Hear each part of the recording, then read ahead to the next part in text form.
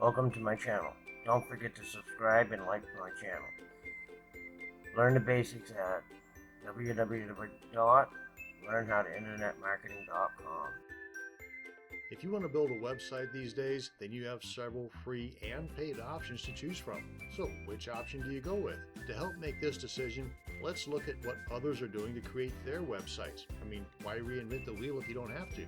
Well, after a little digging in the search engines, you're going to see that one site builder is used by millions of users more than even the second place builder, and that's WordPress. You see, WordPress powers almost 30% of all the websites on the internet.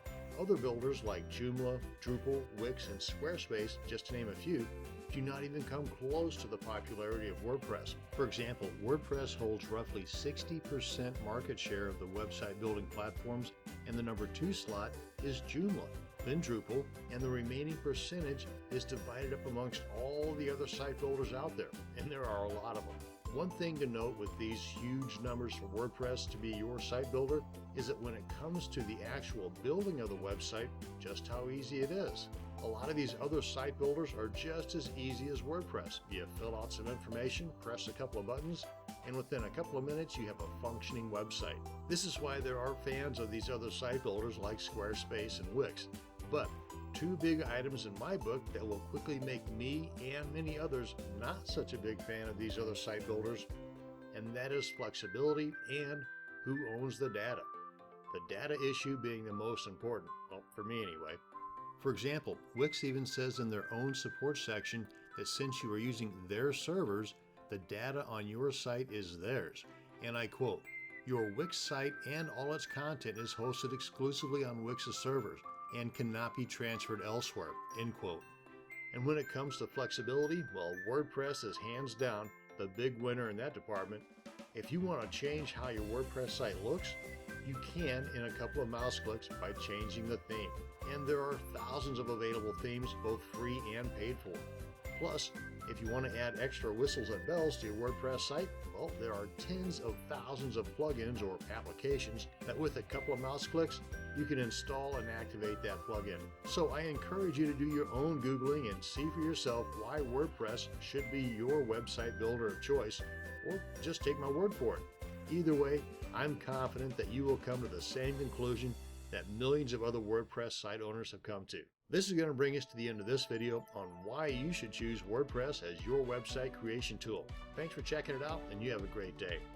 Here's a sampling of these WordPress training videos that you're about. Now, of course, I hope that you are or will be a customer of mine, but if you take nothing else from this page, know this. Anytime that you're considering the purchase of training videos, make sure that you can sample the video first. See and hear the quality prior to making that purchase. Your reputation may be on the line. These WordPress training videos are created with the beginner in mind. So whether you yourself are a beginning WordPress user or you cater to the beginning WordPress users, these videos are going to be a perfect fit for you. Now, I've gathered snippets of a few videos in this set for you to see and listen to the quality that you're about to receive. And then we clean things up a bit, and in this and the next several videos, we're going to cover the settings section over here in the left sidebar menu within your admin area. So let's go ahead and begin with the General tab. Now here in the General Settings panel, you're going to see some things that look kind of familiar that were set up during our installation process, such as the site title and tagline.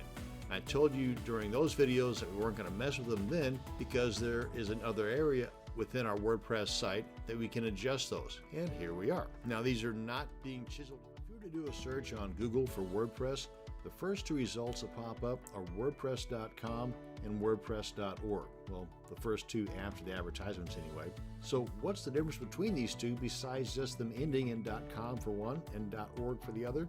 Now, if we head on over to wordpress.com and take a look at some of the pros and cons here, well, the biggest pro is the ease of setup, minimal tech skills involved whatsoever, and zero cost. The new version of WordPress, version 4.5, is a major update to the popular website builder software. In this video, I'm going to cover some of the more noticeable changes and additions within WordPress version 4.5. And what we want to do now is come on over here to the left menu and hover over Appearance, and in the flyout, click on Customize. And one of the first additions or changes I want to point out is down here at the bottom. You got these three icons. The next change I want to point out is in the WYSIWYG, or what you see is what you get editor. And this holds true for both the post editor and the pages editor. We go into post, go to add new. Thank you for watching these short clips that I put together of the training videos within this set. Now, since you are backed by the full money-back refund policy, I've removed all the risk. So go ahead and click on the Buy Now button, and I'll see you on the inside.